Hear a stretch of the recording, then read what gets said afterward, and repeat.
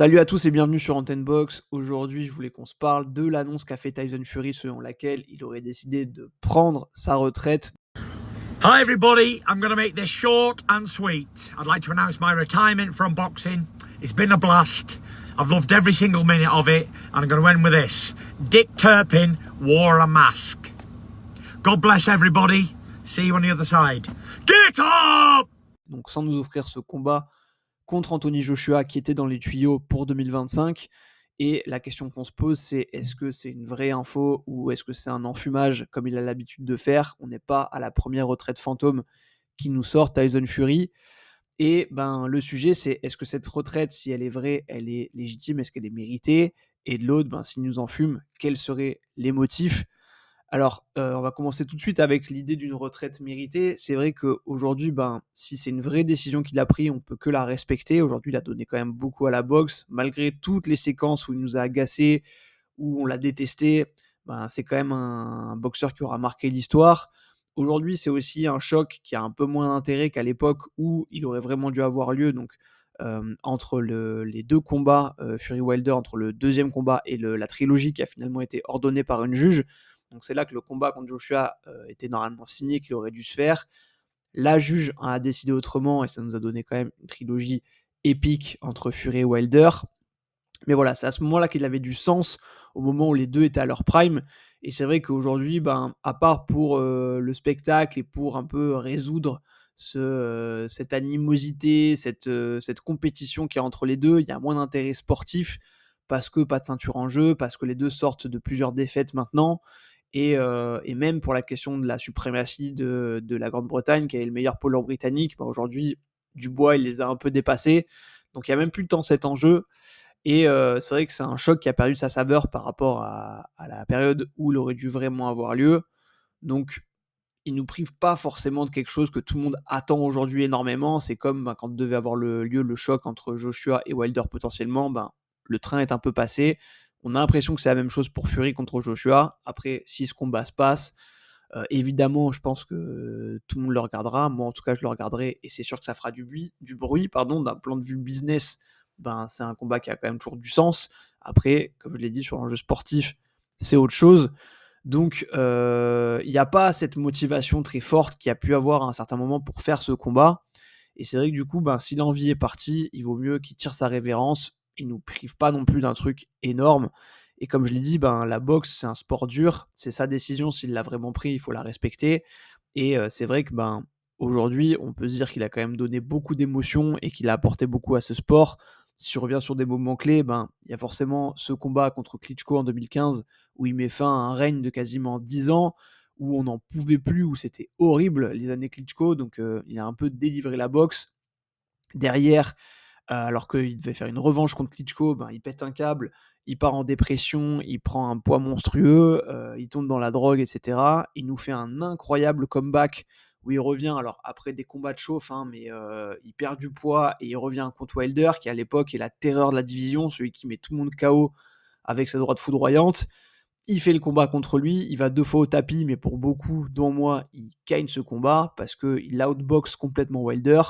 Et ben, pour un retour d'entre les morts, c'est complètement fou. Ensuite, une revanche est prévue, donc il y a quelques petits combats entre les deux, puis ils se retrouvent finalement. Et il dit à tout le monde qu'il va mettre Wilder KO, personne ne le croit, et au final, c'est ce qu'il fait pendant le combat. Il avance sur Wilder et il le termine. Donc c'est le coin qui jette l'éponge, mais il le met knockdown et il lui roule dessus pendant tout le combat. Quand doit avoir lieu le combat contre Joshua, donc comme je disais, entre le 2 et le 3, où finalement ben, le 3 n'est pas une question parce que Fury ne veut pas le faire, il décide d'affronter Joshua, il signe les papiers. Finalement, une juge ordonne une trilogie contre Wilder, elle a lieu, et c'est une trilogie qui est épique parce que ce troisième combat est complètement fou aussi. Wilder arrive plus lourd, il va une première fois au tapis, puis il envoie lui 2 fois Fury au tapis, et il finira par se faire mettre KO pour de bon cette fois par Fury. Donc c'est quelque chose qui va quand même laisser ben, une trace dans l'histoire de dans la boxe, pardon, cette trilogie. Et derrière, ben, forcément, il y a toute cette période de flottement où il nous donne des combats un peu moins bons. Il prend son challenger obligatoire en la personne de Dylan White, qui était challenger depuis un moment. Il le bat. Ensuite, il annonce une retraite qui sera un peu fantôme parce qu'il fera quand même un peu parler de lui dans cette période. Justement, il fera des appels de pied à Joshua. Il finira par affronter Derek Chisora pour un combat complètement inintéressant, je crois le troisième entre les deux, mais alors que Chisora, à ce moment-là, il est un peu rincé. Et voilà, ce combat n'a pas vraiment d'intérêt sportif à l'époque. Il nous fait languir sur Usyk en disant que le combat, il ne le fera jamais. Il prend Ngannou, tout le monde le déteste. Il va au tapis contre Ngannou, mais entre-temps, il nous avait quand même annoncé qu'il avait accepté, grâce au pétrodollar de Turki Al-Sheikh, de faire ce combat contre Usyk.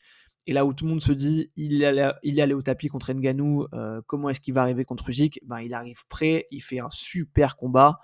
Il est à 2 doigts d'ailleurs de finir KO, mais pendant un moment, sur certains rounds, en milieu de combat, on a l'impression qu'il survole, en première partie de combat plutôt, qui survole complètement le débat, hein. Donc c'est vraiment hyper impressionnant et il donne vraiment beaucoup de fil à retordre à Usyk. Usyk gagne ce combat, mais on peut dire que je pense qu'il va rester quand même dans l'histoire. Derrière, il y a la revanche, donc qui est aussi une très très belle opposition où Fury amène autre chose aussi, mais il le perdra quand même. Mais ça va rester un combat qui va marquer les mémoires, en tout cas un ensemble de combats qui va le faire. Donc c'est vrai que si on retrace tout cet historique, on peut pas enlever tout ce qu'a fait Fury pour la boxe par ces affrontements qui vont rester. Et c'est vrai que si le cœur y est plus, il a le droit d'arrêter. Et d'ailleurs, il faut qu'il arrête. Et surtout, quand on s'interroge sur les motivations qu'il pourrait avoir, c'est vrai qu'on peut se demander à quoi bon continuer aujourd'hui, parce que des boxeurs de ce niveau, ils boxent pour être numéro 1. Et en fait, quand tu as eu la confirmation que tu n'étais pas le numéro 1 parce que tu t'es fait battre 2 fois par un mec, quelle est la motivation pour rester, en fait, à part la volonté de devenir un gatekeeper, ce que je pense n'anime pas du tout Fury. Fury qui a gagné beaucoup d'argent, assez d'argent en tout cas pour plus avoir besoin de la boxe et de devenir un faire-valoir pour le reste de sa carrière. Donc je pense que le seul truc qui pourrait le motiver, c'était statut numéro 1 qu'il n'aura pas. Et derrière, pourquoi pas, oui, numéro 1 britannique, c'est le compte qu'il aurait pu vouloir régler avec Joshua. Mais aujourd'hui, c'est même pas un combat pour la suprématie britannique parce que le numéro 1 anglais aujourd'hui, ce serait plus Dubois qui a mis KO Joshua. Donc s'il y avait ce combat à aller chercher, ce serait plus contre Dubois et j'ai l'impression que c'est pas en ligne de mire parce que là, il va affronter Parker et ensuite Dubois, lui, il veut Usyk. Donc voilà, l'affrontement contre Joshua, il fait sens d'un point de vue régler leur compte entre eux, mais il amène pas grand-chose d'un point de vue sportif. Et c'est peut-être ça qui motive aujourd'hui un peu moins Tyson Fury et qui fait qu'il aurait potentiellement renoncé parce que ça veut dire moins de choses, à part un affrontement plus personnel. Donc voilà, je pourrais entendre qu'il n'ait pas cette motive. Et voilà, encore une fois, il faut le respecter. Une fois qu'on a dit ça, vient le côté opposé de la pièce, à savoir, il ment, il nous en fume encore une fois, et il veut juste faire monter les enchères. On le sait, il est coutumier du fait, il nous l'a déjà fait, Fury, de prendre sa retraite, donc il l'avait pris après le combat contre Klitschko, donc là les raisons étaient quand même plus sombres, parce qu'on sait qu'il a fait une vraie dépression, donc quand on voit le poids qu'il a pris, qu'il est tombé dans la drogue, qu'il avait eu des envies suicidaires, donc c'était pas du mytho, je pense que même lui ne pensait pas à ce moment-là, pour le coup, pouvoir revenir à ce stade. En revanche, la deuxième retraite qu'il prend, je crois que c'est en 2022, après son combat contre Dylan White. Là, on sait tous que c'est du mytho, donc pour pas affronter Usyk, entre guillemets. Mais il revient contre Chisora en nous disant que la boxe c'est sa vie, qu'il peut pas renoncer. Donc c'est même pas à ce moment-là qu'il revient pour l'argent de Turki Al-Sheikh, il revient juste parce que il nous dit qu'il est drogué à la boxe et qu'il peut pas faire autrement. Il fait un combat un peu pourri. Ensuite, derrière, il prend une exhibition contre Ngannou. Donc là, on se dit qu'en fait, il n'y a que le fric qui va l'animer. Et en fait, avant le combat contre Ngannou, avant qu'il ait lieu, on a l'annonce du combat Fury-Usyk. Donc là, on comprend que c'est pour quand même un intérêt financier, il ne faut pas se le cacher, mais pour un enjeu aussi sportif. Et au final, on se demande si tout ça, tout ce discours aussi de j'affronterai jamais Usyk, ça n'a rien à m'apporter, c'était pas fait pour faire monter les enchères justement, parce qu'on sait qu'ils ont eu tous les deux, et surtout Fury à l'époque, un très très beau chèque. Et d'ailleurs, il avait refusé le combat à l'époque contre Usyk quand il devait se faire, parce qu'il réclamait des splits de bourse qui étaient complètement délirants. Donc voilà, quand Fury n'a pas l'argent qu'il veut, on sait qu'il peut refuser les combats.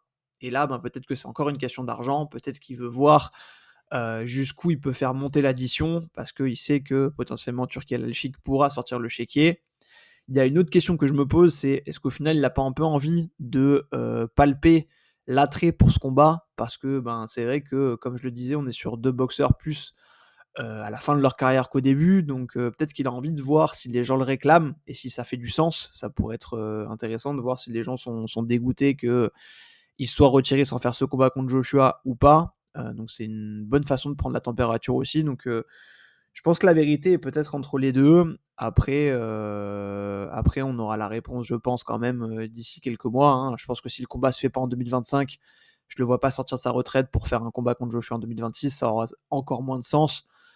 Et je pense que d'ici là, si Joshua doit s'orienter sur un combat, ce qu'il va essayer de targeter, c'est une revanche contre Dubois, qui pourrait avoir du sens financièrement, donc Dubois pourrait accepter. Mais voilà, je le vois pas refaire un combat contre Joshua et voir Fury revenir en 2026, ça me semblerait très improbable.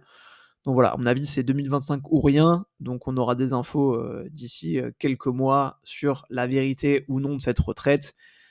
Comme je l'ai dit, si c'est vrai, il faut la respecter. Il mérite qu'on la respecte et il a donné assez à la boxe. Et encore une fois, quand on perd la flamme, c'est un sport dur, donc ça sert à rien de forcer les choses. Moi, on m'enlèvera pas de l'esprit que je pense que à date, il veut tâter le terrain et faire monter les enchères tant qu'il peut. Peut-être que justement, il se dira qu'il n'a pas assez par rapport à ce qu'il attend pour vraiment faire ce combat et qu'il va décider de tirer sa référence pour de vrai. Je le vois pas aller faire un autre combat que contre Joshua. Je le vois pas aller chercher un Dubois. Et sur le reste, voilà, je le vois pas devenir un faire-valoir. Je le vois pas aller chercher voilà, un bas-collé, tous ces trucs-là. Je pense qu'il en a fini avec la génération qui était la sienne. Et je pense que le dernier vrai défi qui reste pour lui, ou en tout cas le dernier compte qu'il a réglé, ce serait contre Joshua. La seule question que je voudrais aborder, donc le débat que je voudrais ouvrir en tout cas pour finir cette vidéo, et que je trouve est assez intéressant au final, c'est plusieurs petites questions en fait. La première, c'est de se dire au final qui aurait le plus besoin de ce combat. Donc n'hésitez pas aussi à participer en commentaire parce que vos avis m'intéressent vraiment. Qui aurait le plus besoin de ce combat? Est-ce que c'est Fury aujourd'hui ou est-ce que c'est Joshua?